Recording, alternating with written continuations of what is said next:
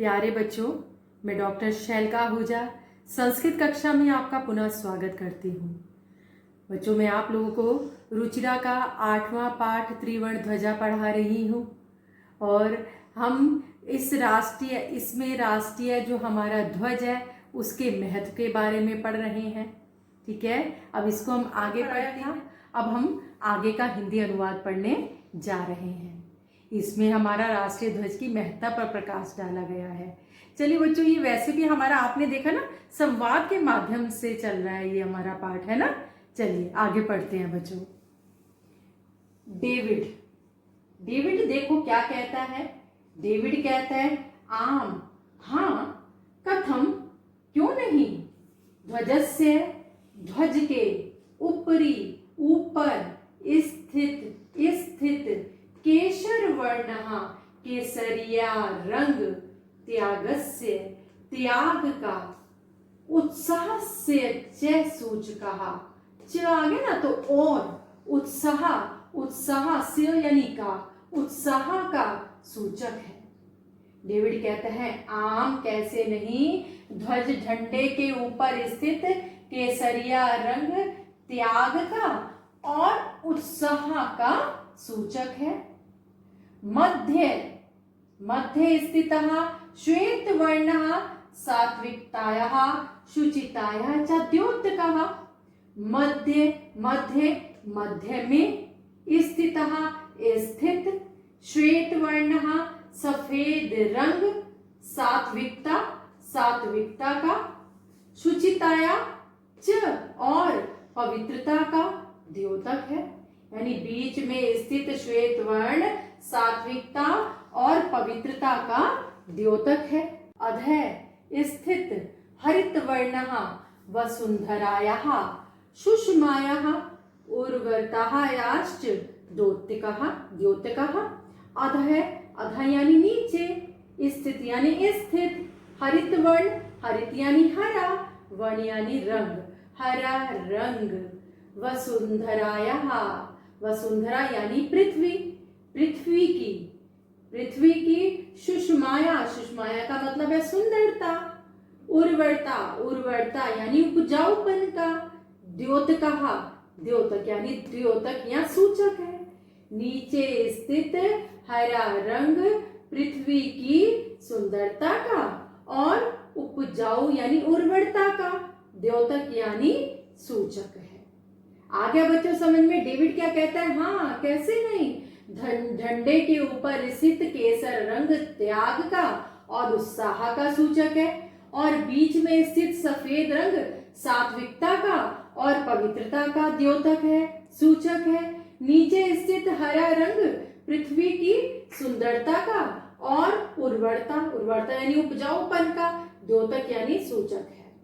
ये डेविड ने कहा है ये। अब देखो आगे तेजिंदर कहता है। तेजिंदर क्या कहता है? शुचि, शुचि ध्वजस्य, झंडे के मध्य बीच में एक नीले वर्ण रंग का चक्र वर्तते, पहिया भी स्थित है। तेजिंदर कहता है शुचि, झंडे के बीच में एक नील रंग का चक्र यानी पहिया भी स्थित होता है। शुचि कहती है, शुचि ने देखो आगे क्या कहा, आम आम, हाँ हाँ, इदम यह अशोक चक्रम कथ्यते, यह अशोक चक्र कहा जाता है।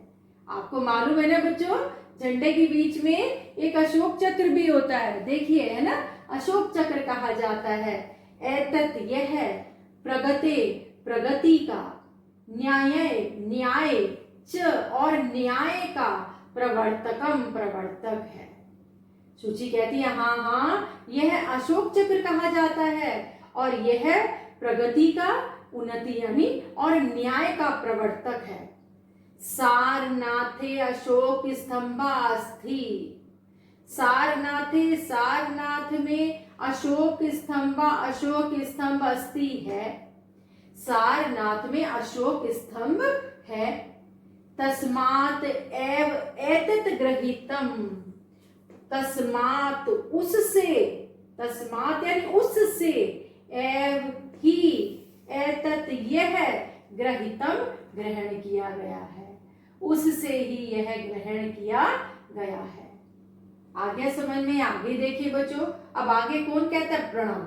प्रणव क्या कहता है ना? सारे देखो ये बच्चों वार्तालाप चल रहा है, डेविड, तेजिंदर, श्रुति, कुछ आ रहा था ना, कुछ बच्चे यानी कुछ लड़के और लड़कियां आपस में बातचीत कर रहे हैं, है ना। तो प्रणव क्या कहता है? देखिए प्रणव कहता है अस्मिन चक्रे चतुर्विंशति अरहा सन्ति। अस्मिन चक्रे, इस चक्र में, चतुर्विंशति 24 अरहा सन्ति। अरहा का मतलब होता है तीलियां, तीलियां संति हैं। इस चक्र में 24 तीलियां हैं। मेरी, अब आगे मेरी क्या कहती है?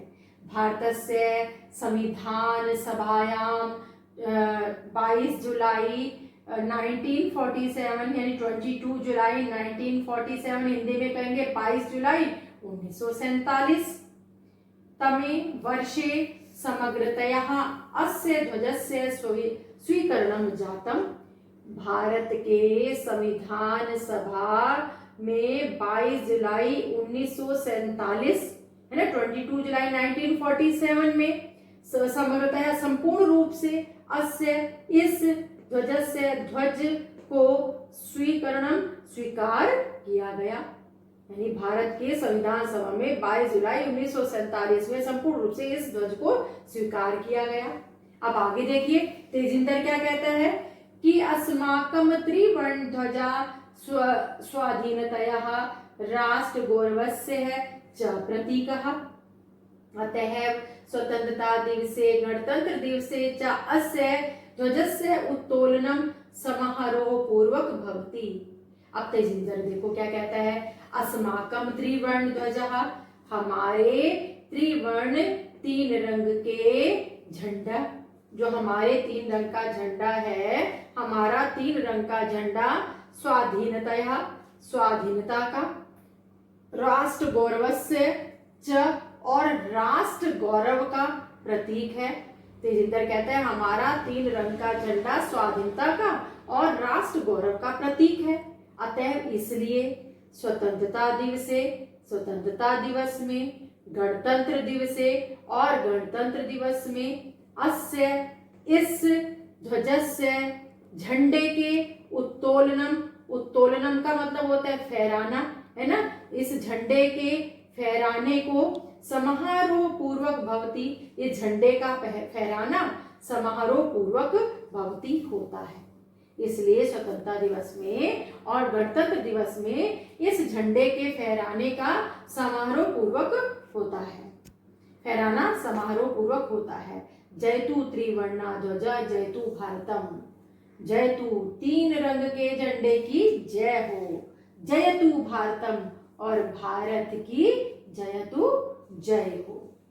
बच्चों आ गया समझ में? आपने अष्टम पाठा त्रिवर्ण ध्वजा पढ़ा बच्चों इसको, है ना, आपको आ गया ना समझ में? अगर कोई आपको प्रॉब्लम है तो मुझे, समस्या कोई आते तो मुझे जरूर बताइएगा, है ना। अब इसके बाद पाठ का जो अभ्यास कार्य है वो मैं आपको दूंगी। धन्यवाद।